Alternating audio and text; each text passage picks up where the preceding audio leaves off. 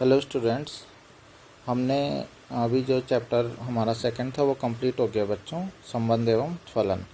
तो उसके बाद हम नेक्स्ट चैप्टर पढ़ने जा रहे हैं वो है त्रिकोणमितीय फलन।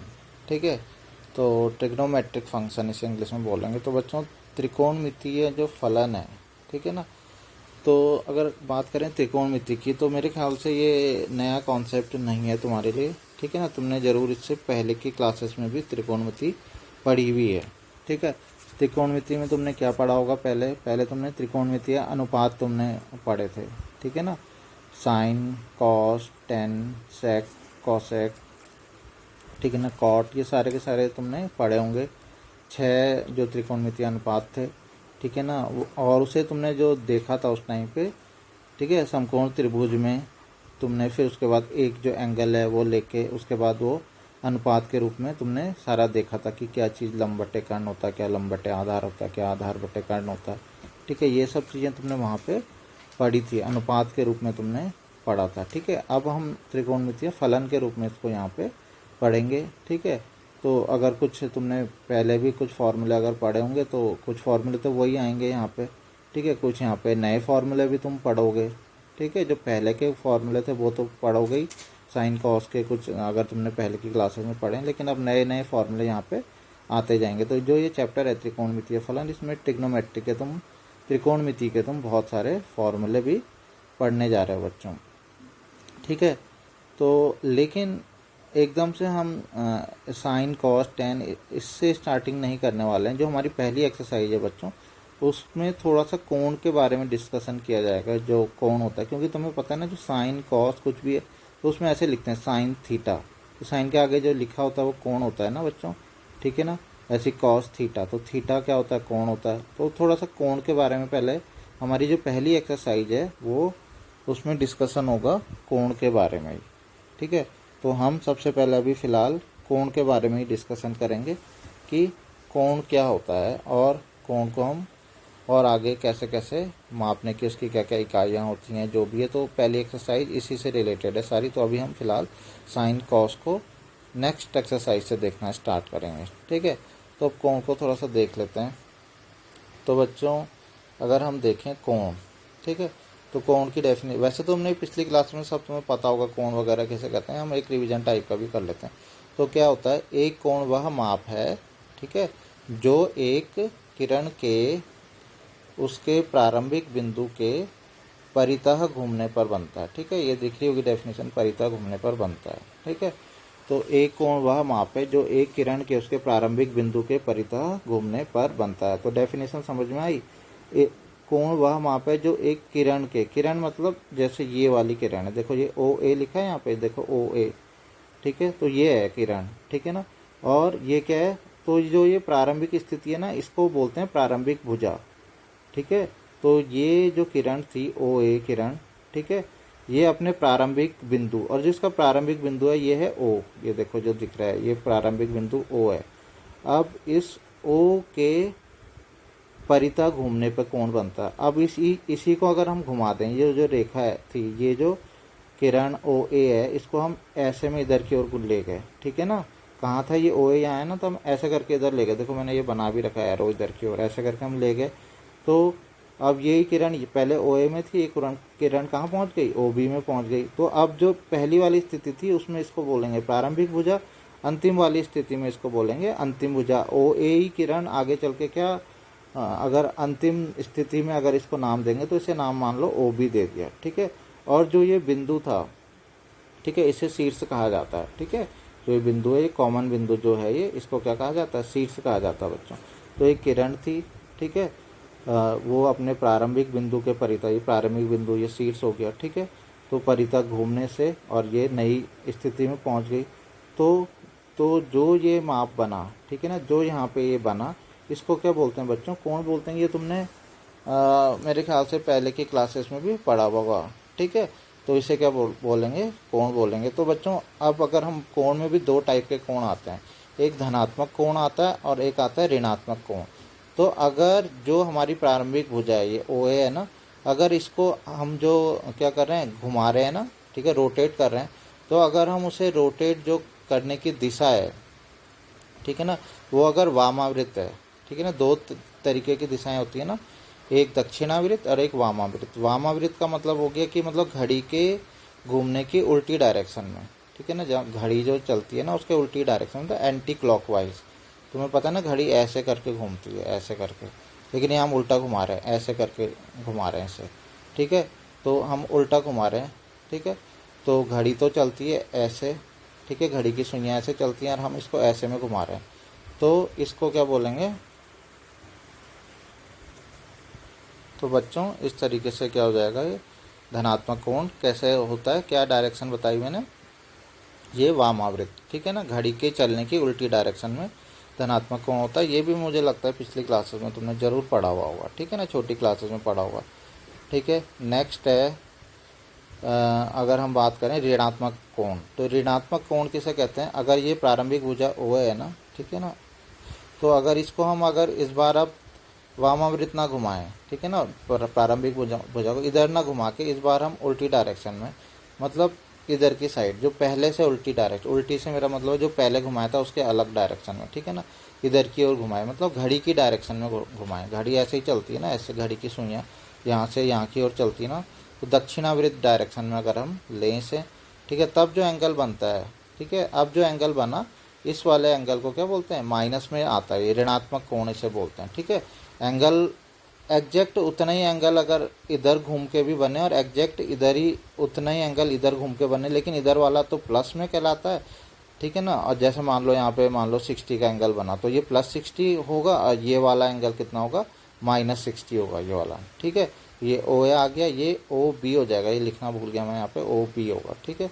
तो सिंपल है, ये पुरानी चीज़ें हैं कुछ, ठीक है, कोण ये होता है। इसके बाद बच्चों जो नेक्स्ट हम पढ़ने जा रहे हैं इंपॉर्टेंट है बहुत ज़्यादा, कोण को मापने की इकाइयाँ। अब तुम्हारे जो क्वेश्चन दरअसल जो इस प्रश्नावली में वो अब यहाँ से स्टार्ट हो रहे हैं कि इससे रिलेटेड आज क्वेश्चंस हम नहीं करने जा रहे हैं, ठीक है। आज हम पूरी इसकी थ्योरी पढ़ेंगे, ठीक है, मतलब क्या क्या चीज़ें, डिग्री, रेडियन, मतलब इनके बेस पे ही हम आगे फिर नेक्स्ट वीडियो में मैं इनके क्वेश्चंस बताऊंगा अभी, ठीक है। तो उससे पहले तुम्हें इसका पूरा समझना ज़रूरी है कि इसकी थ्योरी पूरी समझनी ज़रूरी है, तभी तुम इसके क्वेश्चंस भी कर पाओगे। क्या क्या फॉर्मूले लगने हैं, क्या क्या चीज़ें तुम्हें याद लर्न करनी है पहले, ठीक है, क्वेश्चंस करने से पहले, तो वो चीज़ क्लियर होनी चाहिए। तो बच्चों इसमें हम देखेंगे अगर कोण को मापने की इकाइयाँ, ठीक है, तो कोण को मापने की इकाइयाँ वैसे बहुत सारी होती हैं, लेकिन जो मेनली जो इकाइयाँ हैं तुम्हें यहाँ पे चैप्टर में बताई गई हैं, वो जो फोकस किया गया बच्चों वो 2 इकाइयों पे, एक है नंबर फर्स्ट है डिग्री माप और नंबर सेकंड है रेडियन माप, ठीक है।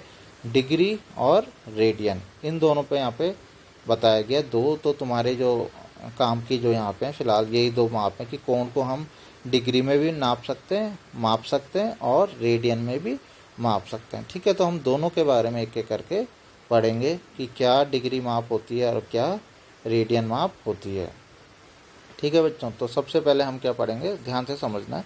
सबसे पहले हम पढ़ने जा रहे हैं डिग्री माप, ठीक है।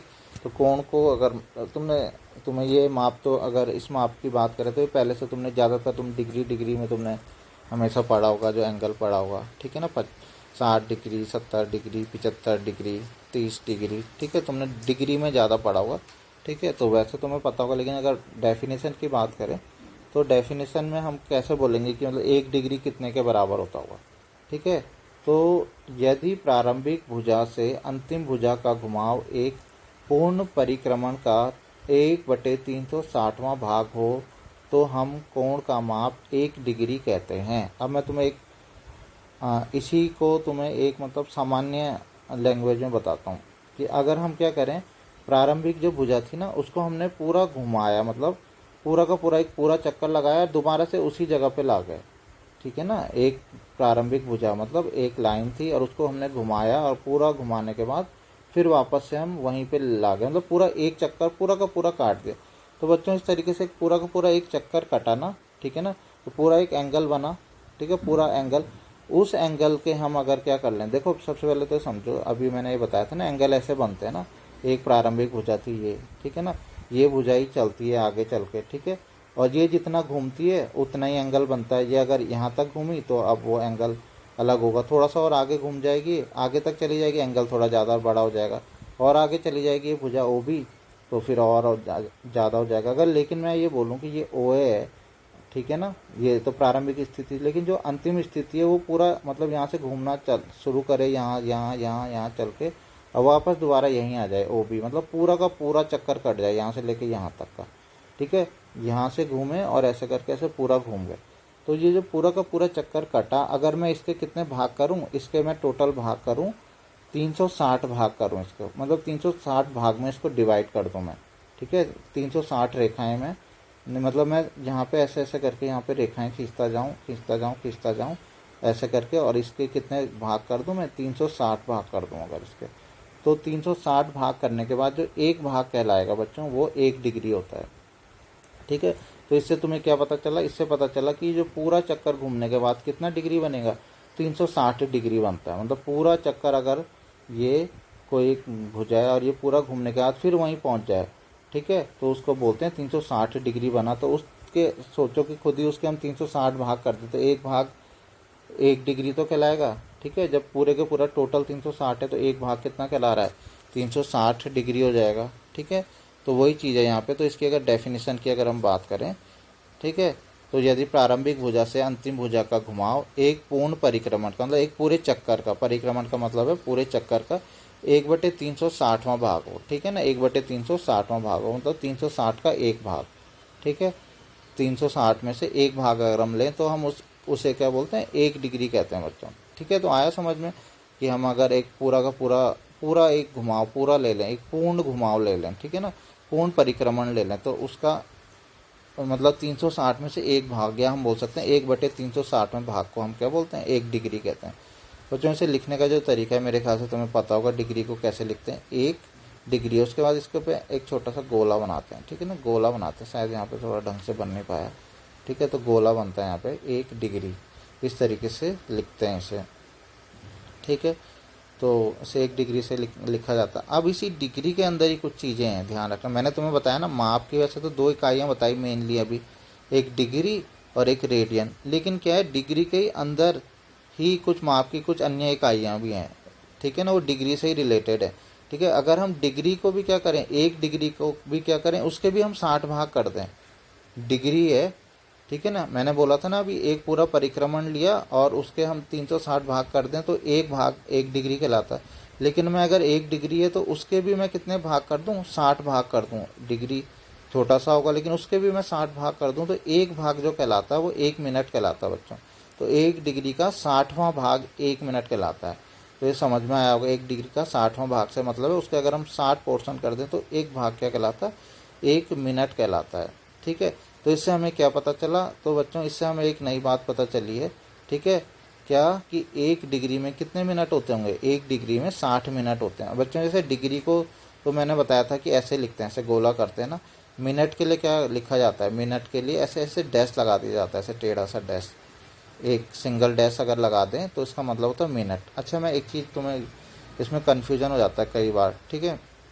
क्या कन्फ्यूजन होता है, कन्फ्यूजन इसमें ये हो जाता है बच्चों कि इसको कई बार मिनट आता है ना जैसे, तो ये सोचने लगते हैं कि तो समय की इकाई है, नहीं ये दूसरा मिनट है बच्चों, ठीक है, ये कोण वाला मिनट है। तो इसे उससे कंफ्यूज नहीं करना है कि ये तो हमने उसमें पढ़ा हुआ है, ठीक है, वो अलग मिनट होता है, ये अलग मिनट होता है, ठीक है। और दूसरा थोड़ा सा कन्फ्यूजन इसलिए भी जाता है कि इसमें भी 60 करके आ रहा है, ठीक है, क्योंकि हमने वहाँ पे भी ऐसे ही पढ़ते हैं ना कि 1 मिनट में 60 सेकेंड होते हैं, ठीक है ना, 1 घंटे में 60 मिनट होते हैं, ठीक है। तो लेकिन ये अलग इकाई हैं, ठीक है, तो उसे वहाँ से कंफ्यूज नहीं करना है बिल्कुल भी। तो यहाँ पे तुम क्या पढ़ोगे, तुमने पढ़ा है कि 1 डिग्री में कितने मिनट होते हैं, 1 डिग्री में होते हैं 60 मिनट होते हैं, ठीक है। तो 1 डिग्री बराबर 60 मिनट, ये फार्मूला भी तुम्हें लर्न करना है। इस फार्मूले का भी यूज़ क्वेश्चन को सॉल्व करने में किया जाएगा, ठीक है ना। 1 डिग्री में होते हैं 60 मिनट, ठीक है ना। तो ये मैंने इसका चिन्ह भी लिखा है, 1 डिग्री और मिनट का चिन्ह ये, तो 1 डिग्री बराबर 60 मिनट, ठीक है। अभी भी डिग्री अभी ख़त्म नहीं हुआ है, ठीक है, अभी भी एक चीज़ और है। अगर हम ये जो मिनट है ना, ठीक है ना, अब जो 1 मिनट आया अगर उस मिनट के भी अगर हम 60 भाग कर दें बच्चों, ठीक है ना, 1 मिनट है उसके भी अगर हम 60 भाग कर दें तो क्या कहलाता है, वो कहलाता है 1 सेकेंड, ठीक है, मतलब उससे भी छोटी इकाई।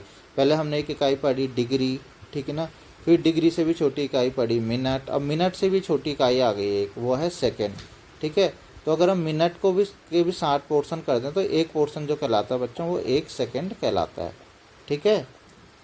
तो 1 सेकेंड, ठीक है, 1 सेकेंड कहलाता है। इसे कैसे लिखते हैं, 1 सेकेंड को डबल डैश लगाते हैं। मिनट के लिए क्या लगाते थे, सिंगल डैश लगाते थे ना, लेकिन इसके लिए क्या लगाते हैं, इसके लिए लगाते हैं बच्चों डबल डैश लगाया जाता है, ठीक है। 2 डैश लगा देते हैं तो ये क्या बन जाता है, ये बन जाता है सेकंड बन जाता है। तो अब जैसे तुमने पढ़ा था 1 डिग्री में होते हैं 60 मिनट, अब हम पढ़ेंगे एक, अब हमने क्योंकि बोला कि मिनट के भी 60 डिवाइड कर दिए ना, 60 भाग कर दिए, तो 1 मिनट किसके बराबर हो जाएगा, 60 सेकंड के बराबर हो जाएगा, ठीक है। तो 1 डिग्री होता है 60 मिनट के बराबर और 1 मिनट होता है 60 सेकंड के बराबर। ये मिनट का साइन है, ये सेकंड का साइन है। तो सेकंड भी फिर से ऐसा लग रहा होगा समय की इकाई की, लेकिन नहीं, ये समय नहीं, ये यहाँ पे तुम किसकी इकाई पढ़ रहे हो, कोण की इकाई पढ़ रहे हो। तो हमें इसको कोण के दृष्टि से देखना है बच्चों। तो बच्चों इस तरीके से क्या हो गया, 1 मिनट का 60वां भाग 1 सेकंड हो गया, ठीक है। तो इसे एक जो मिनट है वो 60 सेकंड, ठीक है। 1 डिग्री 60 मिनट, 1 मिनट 60 सेकंड, ठीक है। इसको याद कर लेना है, ये जब हम क्वेश्चंस करेंगे तो वहाँ पे इसका यूज़ होगा, ठीक है बच्चों। तो ये डिग्री के कुछ हमने एंगल बना लिए, जैसे 30 डिग्री 30 डिग्री हो गया ये, और ये उल्टी, इसी को उल्टी डायरेक्शन में बनाएंगे तो -30 डिग्री हो गया, ठीक है। तो इसमें कोई दिक्कत नहीं है। आगे हम नेक्स्ट पढ़ने जा रहे हैं बच्चों, जो माप हम पढ़ेंगे वो है रेडियन माप, ठीक है। बहुत ही ध्यान से सभी इसको देखेंगे, ठीक है। डिग्री तो हमने ज़्यादातर देखा ही होगा, ठीक है ना, डिग्री माप तो हमने काफ़ी पढ़ा है। तो एक नई चीज़ आई है, अभी तक हम जो एंगल वहाँ पे पढ़ते भी थे ना बच्चों, तो हम ऐसे 30 डिग्री 60 डिग्री 45 डिग्री, और अगर हम वहाँ पे दूसरा, अगर तुमने साइन कॉस में भी एंगल पढ़े होंगे तो तुम वहाँ पे ऐसे पढ़ते थे ना, साइन 30, साइन 60 का मान, साइन 45 का मान। अब थोड़ा सा चेंजेस होंगे बच्चों, अब ज़्यादातर जो तुम्हारा आगे ट्रिग्नोमेट्री चलेगी ना, वहाँ पर अब ये 30 60 45, ठीक है ना, 90 इस तरीके से नहीं चलेंगे बच्चों मान, अब रेडियन में चलेंगे यहाँ पे, ठीक है ना। अब वो मान क्या आएंगे, मतलब 30 किस में कन्वर्ट होगा, 60 की जगह क्या लिखेंगे, 90 की जगह क्या लिखेंगे, 180 की जगह क्या लिखेंगे, ठीक है ना, क्या लिखेंगे, वो चीज़ें अभी हम आगे पढ़ेंगे, उनको कैसे कन्वर्ट करते हैं, ये सारी चीज़ें हम आगे पढ़ेंगे। लेकिन सबसे पहले समझते हैं ये रेडियन माप होती क्या है, इसकी क्या डेफिनेशन होती है, ठीक है। तो इसकी डेफिनेशन बच्चों ये होती है कि एक इकाई की त्रिज्या वाले, ठीक है ना, एक इकाई की त्रिज्या वाले वृत्त, तो एक वृत्त लिया हमने जिसमें त्रिज्या कितनी है, 1 इकाई, त्रिज्या कितनी है, 1 इकाई है, ठीक है ना, वाले वृत्त के केंद्र पर 1 इकाई, ठीक है, केंद्र पर 1 इकाई लंबाई के चाप। अब हमने क्या किया, 1 इकाई की तो त्रिज्या ली थी, इसमें ये इम्पोर्टेंट है, ठीक है, कि त्रिज्या भी 1 इकाई की होनी चाहिए। फिर जो चाप है, चाप तुम जानते ही होंगे कि जो परिधि होती है, देखो ये परिधि है ना वृत्त की, ठीक है, वृत्त की परिधि है, तो उसका अगर एक पोर्शन हम ले लें, देखो ये है वृत्त की परिधि, ठीक है, ये परिधि जानते हो तुम, परिधि का मतलब ये बाहर का पोर्शन, ये ठीक है, ये वाला पोर्शन, ये परिधि होती है ना वृत्त की, ठीक है, ये तो परिधि हो गई। तो परिधि में से कुछ पार्ट अगर हम ले लें ना तो उसी को चाप बोलते हैं। कुछ भी पोर्शन हम परिधि का हम ले लें तो उसको क्या बोलते हैं, चाप बोलते हैं, ठीक है। त्रिज्या तुम्हें पता ही है कि केंद्र से, और अगर हम परिधि पे मिला दें तो उसे क्या बोलते हैं, त्रिज्या कहते हैं। तो बच्चों क्या है, डेफिनेशन ये है कि अगर हम 1 इकाई की त्रिज्या वाला वृत्त लें, तो मतलब एक वृत्त ऐसा लिया जिसकी त्रिज्या 1 इकाई है, मतलब 1 है, ठीक है, चाहे वो 1 सेंटीमीटर है, कुछ भी 1 है, मतलब कुल मिला के इकाई वो कुछ भी हो सकती है, 1 सेंटीमीटर ही ले सकते हो मान लो तुम, ठीक है। और उसके केंद्र पर एक इकाई अगर हम देखें कि सबसे पहले ये देखें कि चाप देखें, तो ये चाप बच्चों दिखाई दे रहा है, ठीक है। तो चाप भी कितने का होना चाहिए, 1 इकाई का ही होना चाहिए, ठीक है। तो 1 इकाई लंबाई के चाप द्वारा बने कोण, अब इस चाप ने एक कोण बनाया बच्चों, ठीक है, तो इस चाप ने एक कोण बनाया, ठीक है, यहाँ देखो ध्यान से, ये है इस तरीके से कोण बना रहा है, ठीक है, केंद्र पे कोण बनाया। ये कोण किसने बनाया, इस चाप ने ही तो बनाया है, देखो ये वाला जो चाप है, इस चाप से ऐसे करके एक एंगल बना, ठीक है, इस वाले चाप से ये यहाँ पे एक एंगल बन गया बच्चों, ठीक है। यहाँ पे सेंटर पे एक एंगल बन गया, ये एंगल बना, ठीक है। तो अब किस किस चीज़ से बना ये, इसमें क्या कंडीशन थी, दो कंडीशन तुम्हें ध्यान रखनी है। क्या, एक तो जो त्रिज्या है, त्रिज्या एक इकाई की होनी चाहिए, ठीक है। ये भी त्रिज्या है, ये भी त्रिज्या है, ठीक है। त्रिज्या एक इकाई की होनी चाहिए, और जो चाप है वो भी अगर एक इकाई का होगा तो बच्चों जो सेंटर पे जो एंगल बनता है वो कहलाता है एक रेडियन, वो एक रेडियन होता है। तो एक रेडियन किसके बराबर होता है, मतलब कितना होता है एक रेडियन, तो वो ये डेफिनेशन आई। मतलब ये डेफिनेशन ऐसा आई जैसे हमें बताना था कि एक डिग्री कितना होता है, तो हमने बोला कि अगर एक जो भी रेखा है उसको पूरा का पूरा हम घुमा के वहीं पे ला दें, ठीक है। एक पूरा चक्कर जो लगेगा और उसके 360 भाग करें तो एक भाग एक डिग्री कहलाता है। ऐसे हम चाहते हैं कि हम ये भी बताना चाहते हैं कि एक रेडियन लगभग कितना होता होगा। तो एक रेडियन इतना होता है कि अगर हम एक वृत्त बनाएं और वृत्त में हम एक त्रिज्या, एक इकाई त्रिज्या वाला एक वृत्त बनाएं, और हम क्या करें, एक इसमें चाप भी एक इकाई वाला एक चाप लें, और सेंटर पे जो एंगल बनेगा बच्चों वो भी क्या होता है फिर, तब वो कहलाता है वो एक रेडियन। इसकी डेफिनेशन थोड़ा सा मैं अलग करके भी तुम्हें बता सकता हूँ, बुक में तुम्हारी ये डेफिनेशन है, लेकिन थोड़ा सा एक अलग डेफिनेशन भी होती है कि अगर तुम एक की जगह ना या दो भी कर दो, ठीक है ना, एक की जगह यहाँ पे दो कर दो, ये दो त्रिज्या ये दो त्रिज्या, और लेकिन अगर चाप भी उतना ही कर दो, चाप भी क्या कितना कर दो, दो कर दो, ठीक है। अगर तुम चाप भी कितना कर दो, दो कर दो, तो भी क्या होता है, ये जो एंगल बनता है एक रेडियन ही बनता है। तो उस केस में जो डेफिनेशन होती है थोड़ी सी चेंज हो जाती है, तब हम ऐसे बोलते हैं, जहाँ पे हम अभी बार बार ऐसे बोल रहे हैं ना, एक इकाई की त्रिज्या और चाप भी एक इकाई का हो, तो जो सेंटर पे जो केंद्र पे जो कोण बनता है वो एक रेडियन होता है। तब हम उस केस में बोलते हैं कि समान इकाई की त्रिज्या और समान लंबाई का, ठीक है ना, समान लंबाई की त्रिज्या और समान लंबाई के चाप द्वारा जो केंद्र पे कोण बनता है, मतलब त्रिज्या की लंबाई और चाप की लंबाई भी अगर समान होगी तो भी जो सेंटर पे कोण बनता है ना वो भी एक रेडियन होता है बच्चों। मतलब अगर ये दो दो है और ये भी दो है तो भी यहाँ पे एंगल एक रेडियन ही बनता है। अगर ये 5 है, त्रिज्या 5 सेंटीमीटर है और ये भी 5 सेंटीमीटर है, तो भी यहाँ पे जो रेडियन कोण बनता है वो एक रेडियन ही बनता है, ठीक है। तो ये तो इसकी डेफिनेशन हो गई कि रेडियन। और अब जहाँ तक लिखने की बात है, इसको हम जो मैं बुक के अकॉर्डिंग तो मैं बता रहा हूँ, तो बुक में कुछ अलग से इसको बताया नहीं गया है कि रेडियन। तो हम क्या करते हैं, मतलब जैसे डिग्री का हम ऐसे एक छोटा सा गोला लगा दे रहे हैं ना डिग्री के लिए, ठीक है। तो इसमें ऐसा कुछ नहीं, इसमें तुम्हें बार बार उसके आगे रेडियन ही लिखना पड़ेगा, ठीक है। रेडियन वाले में कुछ ऐसा अलग से इसका चिन्ह यहाँ पे तुम्हें नहीं बताया गया। तो मैं उसकी तुम्हारी बुक के अकॉर्डिंग अगर उसे हम लेके चलें तो इसमें रेडियन का चिन्ह क्योंकि नहीं बताया गया तो हम उसको रेडियन ही लेके चलेंगे, ठीक है बच्चों। तो तुम्हें इसका भी डेफिनेशन तुम्हें आ गई, लेकिन रेडियन का डेफिनेशन तो आ गई, लेकिन इसमें आगे थोड़ा सा और मेन जो इम्पोर्टेंट है रेडियन से रिलेटेड ही, ठीक है, और कुछ इससे रिलेटेड ही, वृत्त से रिलेटेड ही, वो हम देखेंगे अब।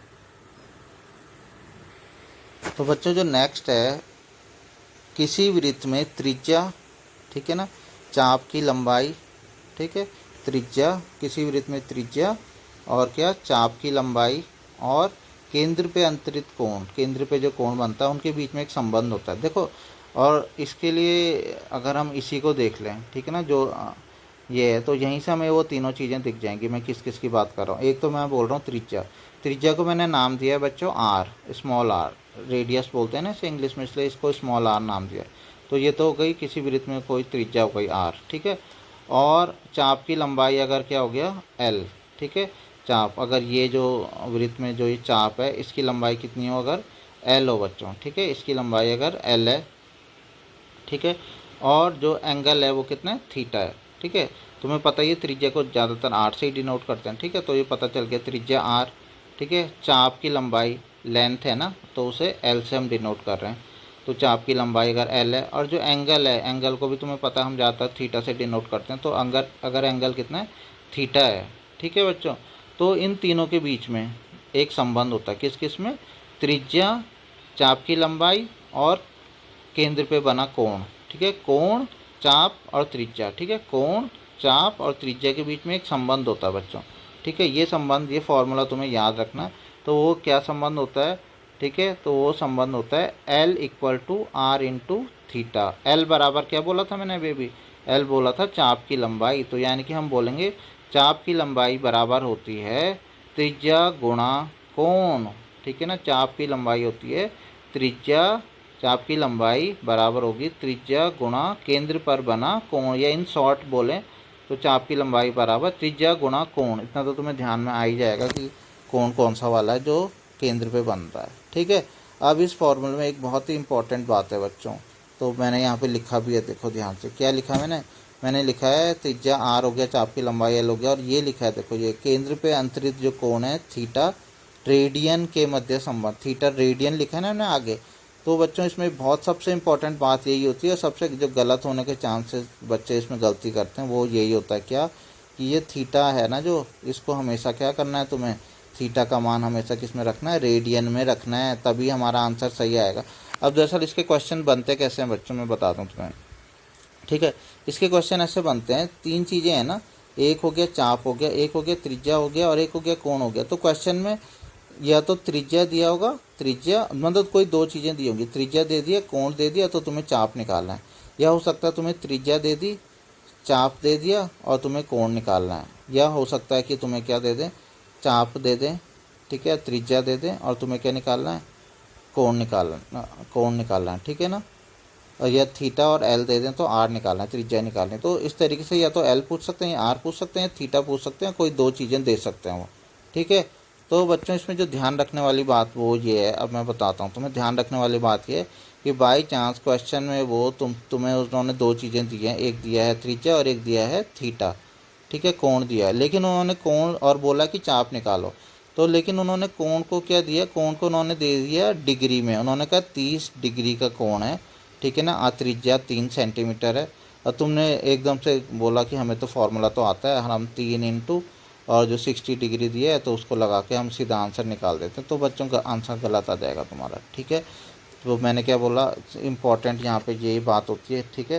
तो ये लिख भी दिया है मैंने यहाँ पे, तो यहाँ पे ध्यान रहे कि कोण का मान हमेशा रेडियन माप में लिया जाता है। अगर तुम रेडियन में नहीं लिखते हो उसे तो तुम्हारा आंसर गलत हो जाएगा, ठीक है। तो उसके लिए तुम्हें करना क्या है, ठीक है, उसके लिए करना ये कि जो डिग्री में अगर दे रखा है तो उसे किस में चेंज कर लेना, रेडियन। वो चेंज कैसे करते हैं वो तो अब हम आगे पढ़ेंगे ना, वो तो आगे की बात है कि हम डिग्री को रेडियन में और रेडियन को डिग्री में कैसे बदलते हैं, वो तो आगे हम पढ़ लेंगे। लेकिन इसके जो क्वेश्चंस करेंगे तो इसमें ये गलती होने के चांस रहते हैं, ठीक है। तो मैंने क्या बोला, मैंने बोला अगर मान लो एल का मान निकालना है हमें और आर और थीटा दे रखा, तो थीटा को हमेशा रेडियन में ही लेना, ठीक है। लेकिन अगर मान लो आर का मान निकालना हो और एल और थीटा दे रखा हो तो अभी भी वही चीज़ है, तभी भी हमें थीटा को किस में लेना, रेडियन में। लेकिन बच्चों एक एक दूसरी चीज़ में बता देता हूँ, अगर मान लो थीटा का मान ही निकालना हो कहीं और एल का मान दे रखा है, मान लो एल का मान दे दिया 6 सेंटीमीटर, आर का मान दे दिया 3 सेंटीमीटर, और बोला कि क्या निकालो, कोण निकालो, इनके जो केंद्र पे बना कोण। तो उस केस में बच्चों क्या होगा, उस केस में तुम्हारा आंसर में कोण आएगा ना, थीटा बराबर कुछ इनको सॉल्व करके आ जाएगा। मान लो ये 6 ये 3 है, तो तुम 3 को यहाँ बटे में ले जाओगे, 3 दूनी 6, तो तुम्हारा 2 आंसर आ गया ना।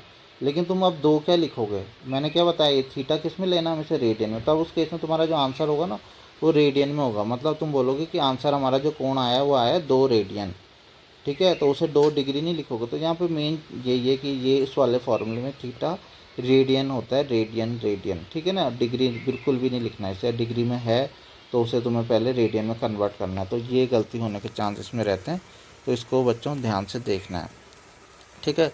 इसके बाद हम लास्ट जो आज पढ़ने जा रहे हैं बच्चों, अभी हम तुम देख रहे हो अभी हम थ्योरी टाइप की कुछ पढ़ रहे हैं, क्वेश्चंस हम कल से करेंगे अब स्टार्ट, ठीक है ना। यही सब जो मैंने आज पढ़ाया है ना, सब इनके बेस पे ही हम क्वेश्चंस करना स्टार्ट करेंगे, ठीक है। तो नेक्स्ट बच्चों है क्या, नेक्स्ट है डिग्री तथा रेडियन के मध्य संबंध, डिग्री और रेडियन के बीच में क्या संबंध होता है, ठीक है। तो सबसे पहले तो हम ये पढ़ लेते हैं, ठीक है। तो इस चीज़ को वैसे तुम केवल इतना भी अगर ध्यान रख लोगे ना, पाई रेडियन बराबर होता है 180 डिग्री के बराबर होता है, केवल ये बात भी तुम ध्यान में रख लोगे तो तुम डिग्री से रेडियन में, रेडियन से डिग्री में बदलना बच्चों सीख जाओगे, ठीक है ना। तो क्या चीज़ ध्यान रहता है तुम्हें, ये कि पाई रेडियन किसके बराबर होता है, 180 डिग्री के बराबर होता है, पाई रेडियन बराबर होता है 180 डिग्री, केवल इतना तुम्हें याद रहता है, ठीक है। तो इसी के बेस पे तुम डिग्री को रेडियन में, रेडियन को डिग्री में कन्वर्ट कर लोगे, ठीक है। सबसे पहली बात तुम्हें यही याद रखनी है, पाई रेडियन कितना 180 डिग्री, ठीक है। तो इतना रह जाएगा ध्यान, ठीक है। इसके बाद बच्चों अगर देखो, अगर तुम्हें जैसे चेंज करना है किसी को भी, ठीक है, अभी मैं डायरेक्ट भी बताऊंगा तुम्हें, लेकिन पहले मैं ऐसे ही बता देता हूँ। अगर मान लो ये पाई रेडियन दे रखा है, ठीक है, और ये दे रखा है हमें पता है 180 डिग्री, तो तुम्हें मान लो किसी को भी रेडियन को तुम्हें डिग्री में बदलना, तो तुम इसमें एक एक नियम लगा सकते हो। कैसे एक एक नियम, मतलब जैसे मान लो पाई रेडियन होता है 180 डिग्री, तो एक रेडियन कितना होगा, पाई रेड, मतलब तुम्हें केवल याद केवल इतना रखना है कि पाई रेडियन 180 डिग्री होता है। तो तुम क्या करोगे, तुम इस चीज़ को याद रख लेना। अब तुम बोलोगे कि जब पाई होता है 180 डिग्री के बराबर पाई रेडियन, तो एक रेडियन कितना होगा, 180 बटे पाई। ये एक एक नियम यही तो पड़ा है ठीक है, कि 20 पेंसिल 60 की हैं, तो एक पेंसिल कितनी होगी, 60 बटे 20, ठीक है ना, यही तो एक एक नियम होता है। ठीक है, तो पाई रेडियन 180 डिग्री है, तो एक रेडियन कितना होगा, 180 बटे पाई। तो अब जितने रेडियन तुम्हें निकालना है, मान लो तुम्हें निकालना है 5 रेडियन, तो 180 पाई, 180 बटे पाई इंटू 5। ठीक है, तो ये रूल लगा के तुम इजीली तुम रेडियन को तुम डिग्री में बदल सकते हो। सेम ऐसे तुम्हें अगर डिग्री को रेडियन में बदलना, तो पहले तुम 180 डिग्री को लेफ्ट साइड में लिखोगे कि 180 डिग्री बराबर पाई रेडियन, फिर तुम लिखोगे 1 डिग्री बराबर कितना होगा, 1 डिग्री बराबर पाई बटे 180, और ऐसे ही तुम लिख लोगे तो 60 डिग्री बराबर कितना होगा, तो उससे उसकी मल्टीप्लाई कर दोगे, जो एक एक नियम लगता है। ठीक है, तो उस केस में क्या होगा, तुम्हें कोई फार्मूला वगैरह याद नहीं करना, केवल ये याद रखना। ठीक है, लेकिन तुम डायरेक्ट अगर फार्मूला याद रखना चाहते हो, तो उस केस में बच्चों ये है। ठीक है, हम कैसे अगर कन्वर्ट करना, उसके लिए तुम्हारे ये दो फार्मूले हैं। ठीक है, आइए उसी से ही है बच्चों, जो ऊपर अभी हमने पढ़ा था। ठीक है ना, क्योंकि तुम्हें पाई और 180 दिख रहा होगा ना, या आए उसी से ही है। तो अगर कभी भी हमें रेडियन माप को कन्वर्ट करना होता है, ठीक है ना, डिग्री माप को हमें कन्वर्ट करना होता है रेडियन माप में, तो हम लिखते हैं पाई बटे 180 की गुणा डिग्री माप से कर देते हैं। यहाँ पे हम किसको किस में कन्वर्ट कर रहे हैं, इस वाले फॉर्मूले में, इसमें हम डिग्री को रेडियन में बना रहे हैं। ठीक है, मान लो 60 डिग्री दे रखा तुम्हें क्वेश्चन में, 60 डिग्री, 60 डिग्री, और तुम्हें बोला है कि उसे रेडियन में कन्वर्ट करो, तो क्या करना है, उसकी गुणा किससे कर देनी है, डिग्री की गुणा किससे कर दो, अगर पाई बटे 180 से कर दो, तो वो किस में कन्वर्ट हो जाता है, रेडियन में। ठीक है, डिग्री की अगर इंटू ये डिग्री दे रखा है, ठीक है ना, डिग्री में कोई तुम्हें वैल्यू दे रखी है, एंगल दे रखा है, और उसकी गुणा तुमने कर दी अगर पाई बटे 180 से, तो आंसर मिल जाएगा रेडियन में। ठीक है ना, और बच्चों अगर तुम्हें रेडियन में कुछ दे रखा है, ठीक है ना, तुम्हें उसे डिग्री में कन्वर्ट करना है, तो उसकी गुणा किससे कर दो, 180 पाई बटे पाई से। तो तुम अगर इतना याद कर लोगे ना, ठीक है, तो भी तुम इजीली इसमें कन्वर्ट कर दोगे। ठीक है, अब मैं तुम्हें थोड़ा सा, अगर तुम्हें कभी कन्फ्यूजन होता है कि अब इतना तो तुम्हें याद रहेगा कि पाई बटे 180 या 180 बटे पाई, लेकिन अब ये याद नहीं रह पाएगा कि 180 बटे पाई की गुणा कब वाले में करनी है, और पाई बटे 180 की किस में करनी है। ठीक है, तो बच्चों ये मैं बता देता हूँ, ये देखो तुम ध्यान से देखोगे तो 180 ये डिग्री होता है, वैसे देखो 180 डिग्री होता है। तो कभी भी हम जब डिग्री में चेंज करते हैं ना, जैसे रेडियन है, तो डिग्री में जब चेंज करते हैं, तो तब ऊपर की ओर डिग्री रखना, फिर जब डिग्री में चेंज कर रहे हैं तो तभी 180 वाला पार्ट ऊपर रखना। ठीक है ना, और जब हम रेडियन में चेंज कर रहे हैं तो पाई वाला पोर्शन ऊपर रखना। ठीक है, जैसे तुमसे कहा गया कि 30 डिग्री है और उसे रेडियन में बदलो, तुम्हें पता है ना, अब तुम्हारे दिमाग में तुरंत ये आना चाहिए कि 30 डिग्री दे रखा है और इसको बदलना रेडियन में।